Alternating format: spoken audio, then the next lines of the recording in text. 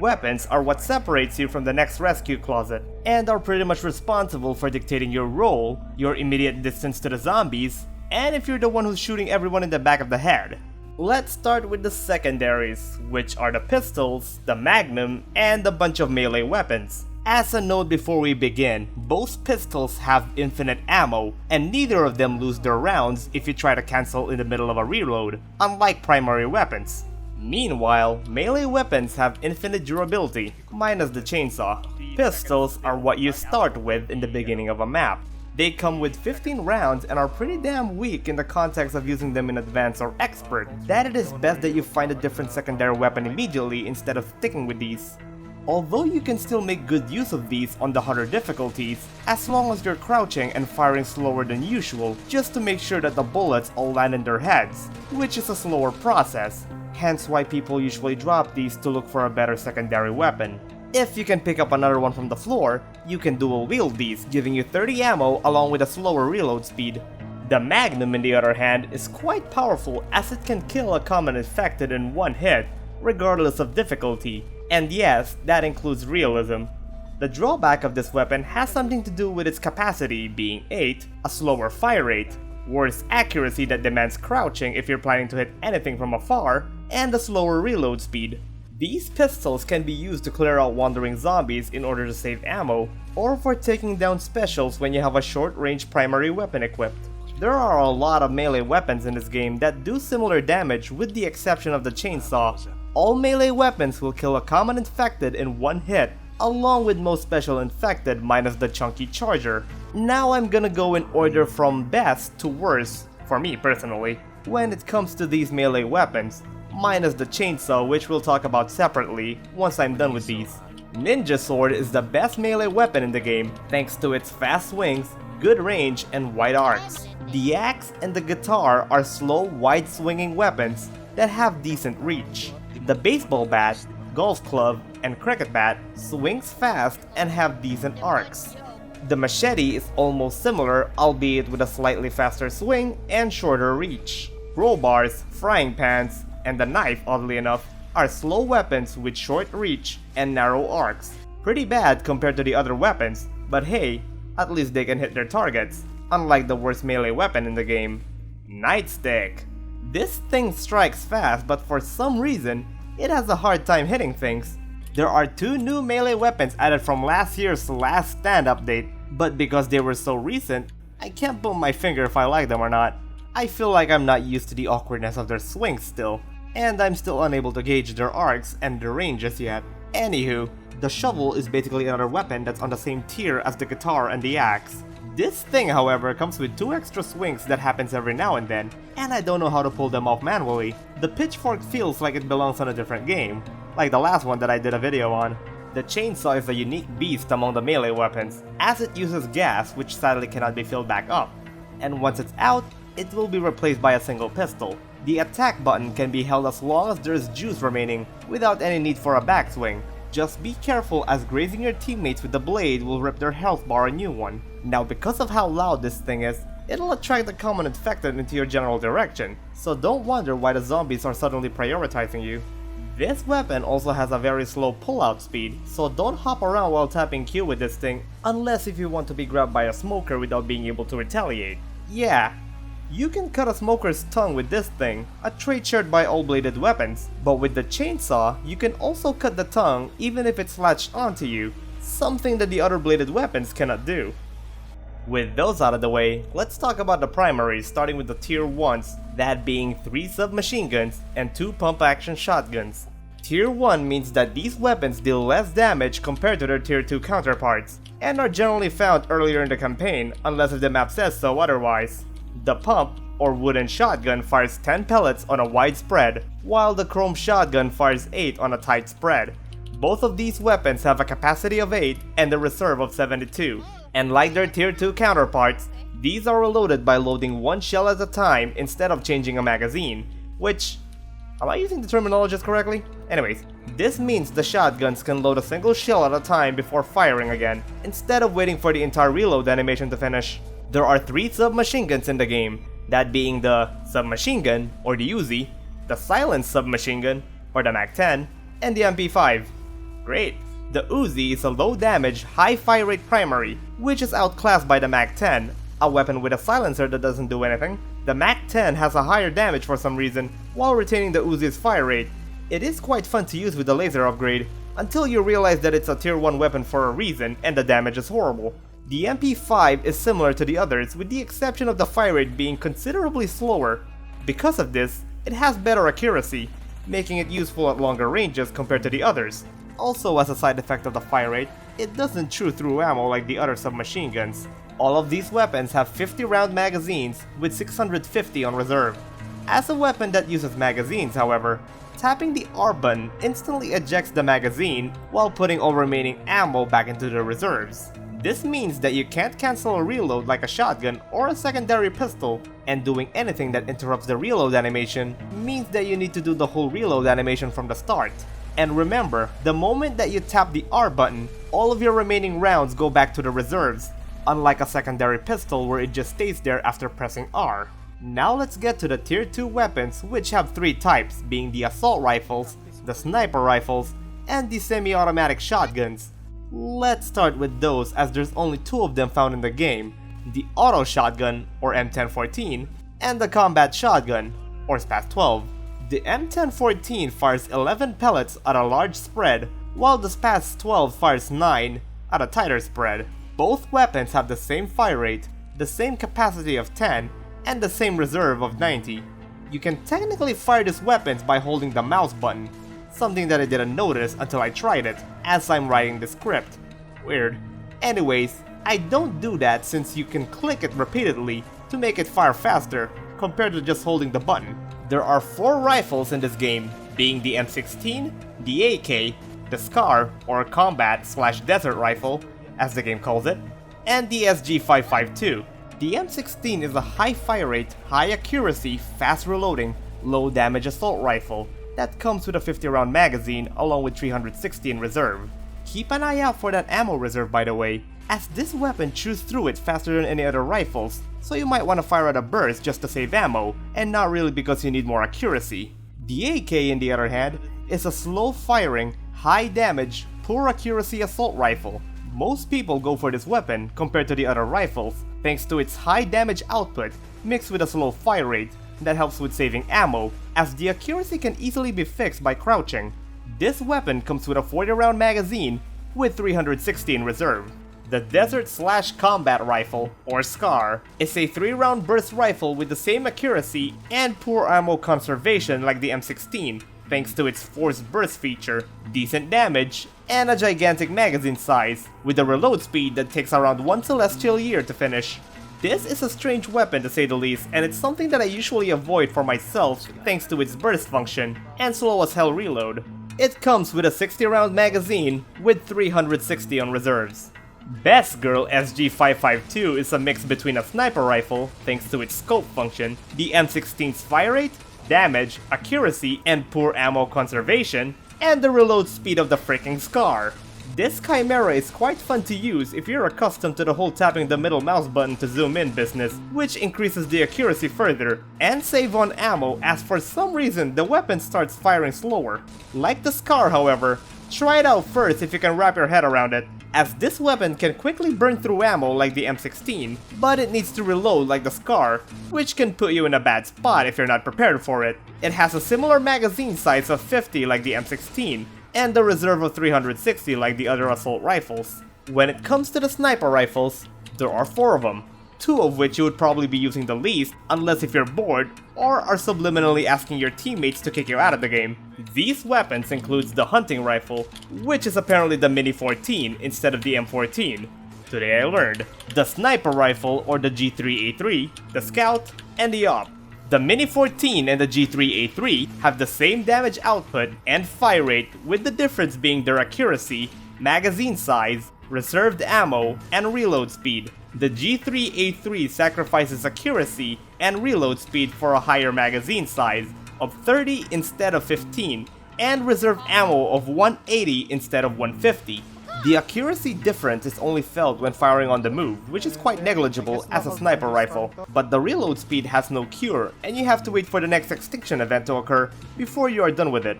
The Scout and the AWP are, something. These are bolt-action sniper rifles, and I have no idea what they're doing in this game. Both of these rifles fire slowly, dealing damage equal to 2 bullets of an AK with each shot, which is nice, but good luck being helpful when it comes to a horde, or when it comes to anything else for that matter. I suggest not bothering with these unless if you want to roleplay as the team sniper in charge of the specials from afar. But then again, that's a role that you can also fill up with the other sniper rifles, while also being useful. The special tier are... what? You think we're done? The special tier have 2 weapons whose ammo cannot be filled back up and are supposed to be treated like a temporary power-up, that being the grenade launcher and the machine gun. The grenade launcher fires a 40mm shell at an arc before exploding once in contact with a solid object. Unlike in other games, however, these shells don't come with a safety fuse. That means to say that they can explode anywhere as long as they touch the surface, like let's say by shooting straight down. Be careful when using one of these, as the friendly fire on harder difficulties can quickly soften up your entire team if fired incorrectly. It comes with 30 rounds, with each needing a reload, since you can't just run around with those rare China legs in this economy. Just make sure that you're packing a magnum every time you want to carry one of these, unless if you want to be a deadweight for the next foreseeable future. The machine gun is a high damage, poor accuracy weapon that has 150 rounds that cannot be reloaded or replenished. This weapon is quite fun to use with either the fire bullets or the explosive bullets, as it upgrades but not replenish all remaining ammo, allowing you to run around with a powered up power-up weapon until you run out of rounds. Right, upgrades. There are 3 found in the game, 2 ammo upgrades, and the laser sight. Let's start with the last one, as it's the most sought after among the 3. Laser sights increases the accuracy of primary weapons. Well, most of them. Shotguns and sniper rifles don't really get much from this thing, other than the beam that all primary weapons get. I mean, I wish it can make the grenade launcher fire in a straight line, but we can't all have what we want. Anywho, the beam can be quite useful as it could avoid some unnecessary friendly fire damage, if everyone's paying attention. But then again, that shouldn't be a problem in the first place, as you really shouldn't be crossing streams or going in front of your teammates to begin with. The ammo upgrades are quite straightforward. They use the same slot as your healing items, being the 4th slot, and must be deployed before they can do their purpose. Interacting with a deployed box automatically reloads your primary weapon without any animation, giving it upgraded ammunition equal to the maximum capacity, while moving all non-upgraded ammo back to the reserves.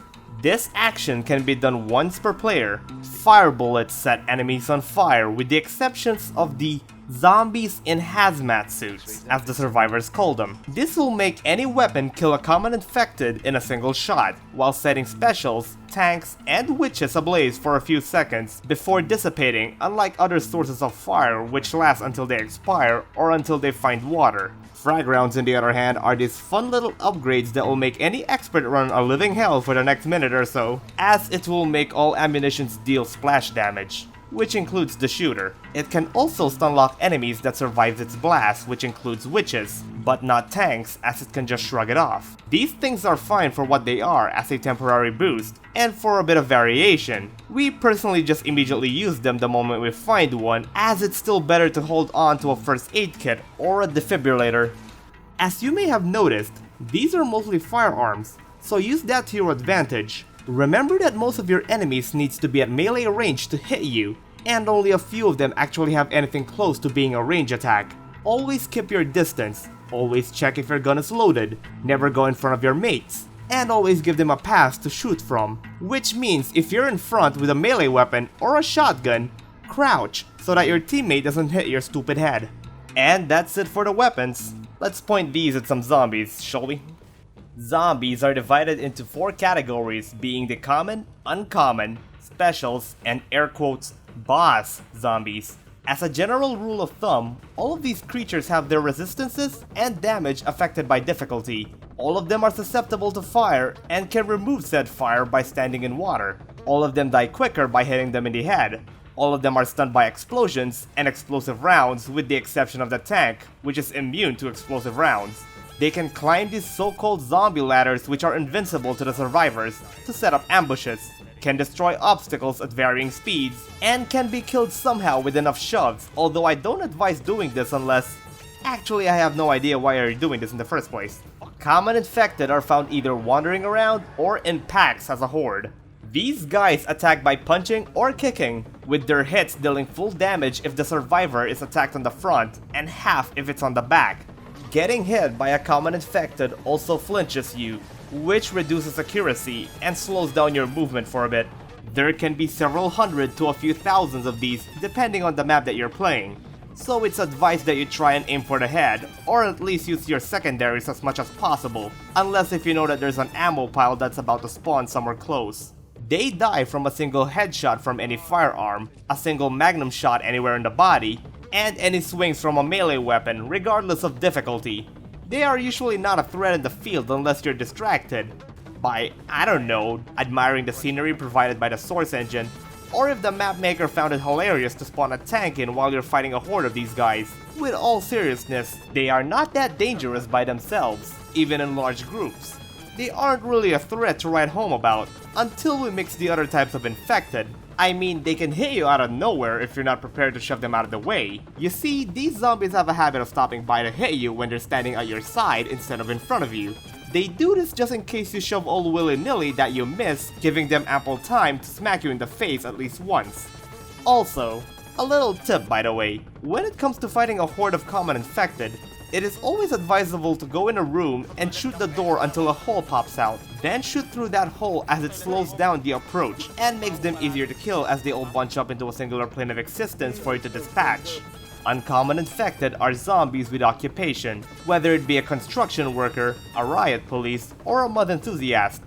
These zombies only spawn on certain maps, and in certain chapters with only one type of uncommon infected spawning at a time. They deal the same damage as a common infected, but they come with a certain gimmick, along with an increased health pool, starting with the hazmat zombies, who easily stand out thanks to their non-zombie shaped silhouette. Their main gimmick is fire immunity, and the chance to spawn a boomer bile with them, which is dropped when they are killed. Clowns are loud zombies that are always followed by a horde, as if they are affected by a boomer bile, so take them out first unless if you want to clear a mini horde every few meters. They are easy to distinguish thanks to their white face paint and loud shoes. If killed while dragging a pack of zombies, they will stop in place. Mudmen are these annoying pricks that crawls in all fours, meaning that they are always low enough that your attacks will most likely miss. Oh, and if they hit you, they sorta cover your eyes with mud, which is always fun. When you know that they'll spawn in a certain chapter, you might want to look down from time to time, unless if you want to give them a free hit before you react. Hard hat zombies are a hilarious way to go down, mainly because you think you're safe after throwing that lovely pipe bomb. These zombies wear a safety helmet that makes them immune to the pipe bomb's beeping, and the boomer bile for some reason, if the bile doesn't highlight another infected that is. Don't ask me why is that the case, it's just how it works. So nail that in your head when these guys are around, as they'll probably down you more than any other uncommon infected in the game. Riot police are the nightmare of yours truly. These pricks are immune to any damage in the front, unless if you have a weapon that fires an upgraded ammo, or you're using a chainsaw. The normal way to take these guys out is to hit them in the back. This can be done by shoving them, which will make them turn around, or fall on their asses, and waste your time. One of the two. If you somehow found a way to kill these guys, they have a chance of dropping a nightstick. Thanks, Fat. So for the last uncommon infected, we have the fallen survivor, who is easy to spot thanks to all of the stuff that he's carrying that you probably need, so your brain gets that good old-fashioned neuron activation, while your eyes just magically magnetize to wherever he is. Anything that he's carrying will drop once he's killed. Now he comes with a crap ton of health that hitting him with a melee weapon seems to be the only way to go, as it'll kill him in one hit regardless of any other factors. Lastly, if he is hit by any other weapon and somehow survives, he will start to escape until he despawns elsewhere. Now for the specials, which are mostly disablers with the exception of the boomer and those godforsaken spitters. I was about to rank them from least threatening to most threatening, but I've realized that each and every single one of them have contributed to our demise, so I'm just gonna go in random order, starting with the aforementioned spitter. These are long-necked zombies with creepy mouths that are easily identified from afar thanks to their glowing, spit. They attack by clawing you, which sometimes registers without any animation, and by spitting, obviously. The spit deals damage relative to how long it's been in the ground, so the moment before it dissipates is when it hurts the most, while the first tick will mostly deal very little damage to give yourself time to move. You can tell that it's no longer harmful and can be walked across when the sizzling sparks disappears from view. Also note that their spits can sometimes jump into a higher platform, so don't get too complacent by thinking that you're safe on that railing that you're sitting on. Once killed, they will drop a small puddle of spit on the ground, so you might want to move away the moment you kill one with a melee weapon. Chargers are tanky wizards that are all about the charging, obviously, or just casually walking towards you soaking up all the damage just to get 2 free hits, because that's totally fair. What is extra annoying is that they have immunity to stunts from shoving compared to other specials. When a charger charges, and it catches 1 or more survivors, the first one hit will be grabbed at the end of the charge. While the others are knocked away, the one grabbed is disabled until the charger or the player dies. A charger can also instantly kill a survivor by doing what is called a karma charge, a move where a charger charges a survivor off a cliff or into water, killing them both in the process. Also, has anyone noticed when a charger grabs hold of someone and it causes a tiny horde to spawn out of nowhere? I personally can't tell if it has something to do with the mod that the host is using, or it's just a part of the map where we noticed it, or it's just one of those undocumented effects, or we're just going insane. Who knows? One of the 12. Smokers should actually be called lickers, but I guess Resident Evil beat them to the punch. Anywho, these tall boys have decent claws and a long tongue that they can shoot out like a chameleon to grab onto unsuspecting survivors towards their location.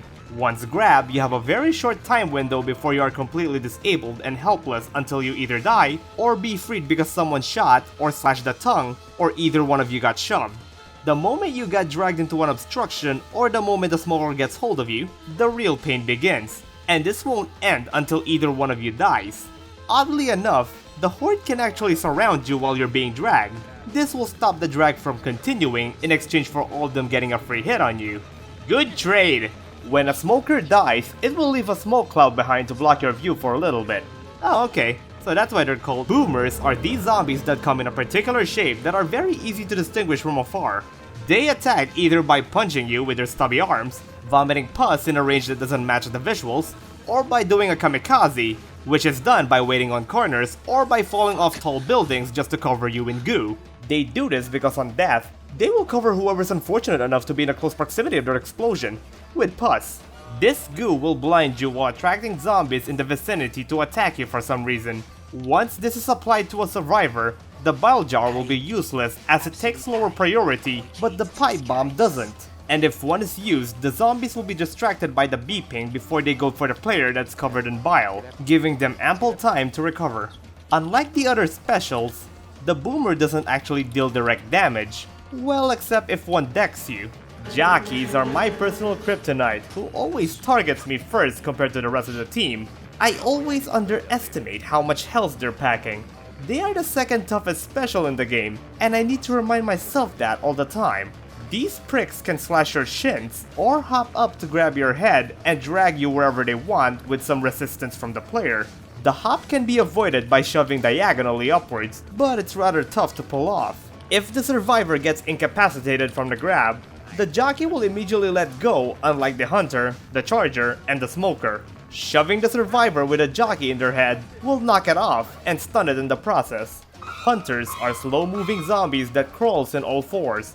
These creatures have 2 attacks, the Virgin Pounce that pins a survivor to the ground while dealing decent damage, and can be blocked with a carefully timed shove while the hunter is in mid-air, or the Chad Claw attack that removes most of your health and certainly all of your will to live the moment it lands on you in expert difficulty. Like the jockey and the smoker, the pounce can be cancelled by a simple shove, which also stuns the hunter in the process. If this is done quickly enough, the pounce will not deal any damage to the survivor, unlike the pounce of the jockey, which has an initial hit. Now let's talk about these 2 air quotes boss zombies found in the game. First being the tanks. These are big burly boys that can take a whole heap of punishment, so get a Molotov ready, reload your guns, and start running. When a tank is around, the AI director sorta takes a break in most cases. This means that zombies, either common or special infected, won't spawn while the tank is around, with a few exceptions like the finale of The Passing, where a few zombies will still spawn along with a special or 2.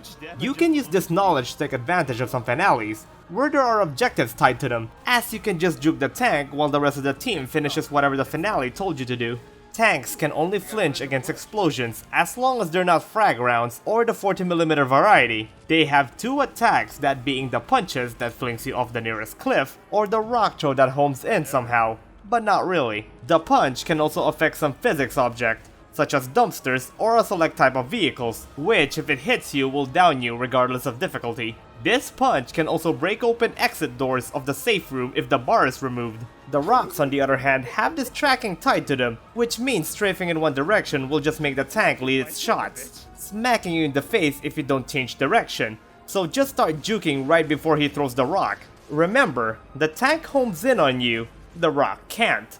As long as you have enough distance between you two, that is. You can also shoot down these rocks if you're brave enough and if you have the right gun for it, which are the rifles and the semi-automatic sniper rifles. So how do you take down this big guy then, in a reasonable time frame anyways? Well, fire. Molotov cocktails and gas cans are your best friends when a tank is around, and you want to speed up the fight unless if there's toe-high water somewhere, which cancels out the fire.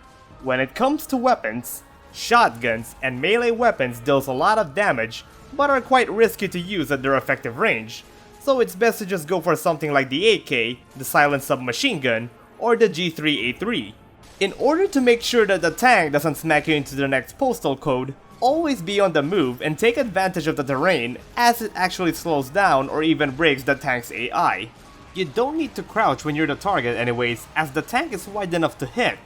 Speaking of being the target, the AI of the tank sorta works like a T-Rex. They will just chase anyone who is shooting them, so if you're being chased and would rather not be, just run towards your mates who are shooting it, and wait until it changes targets. Just make sure that you give a heads up to whoever is taking the heat.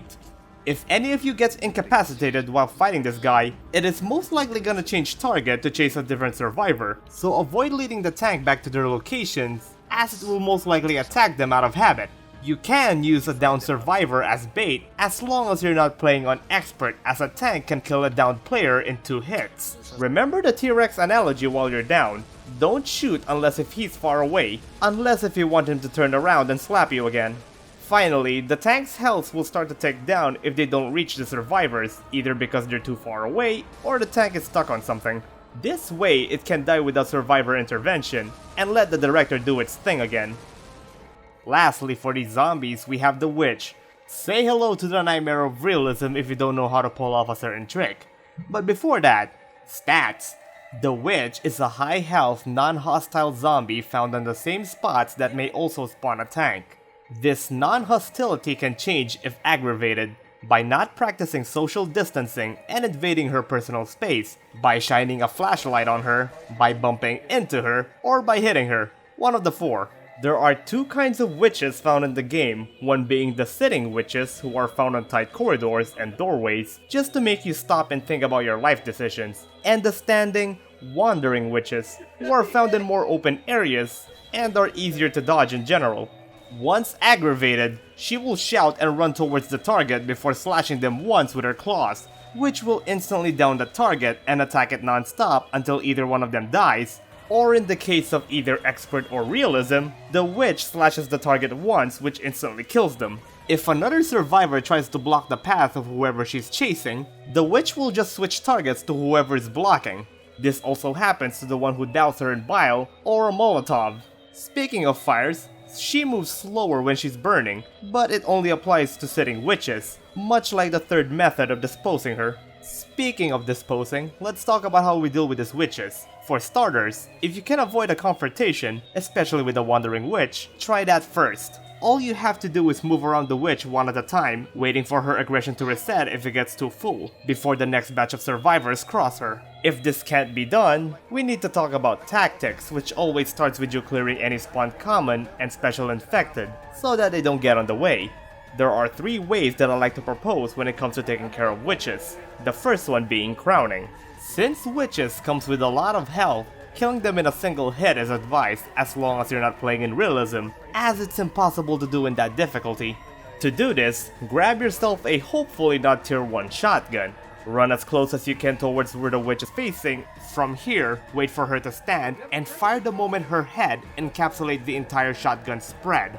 If you're using a tier 2 shotgun, it's advised that you fire more than once just to make sure that she's dead.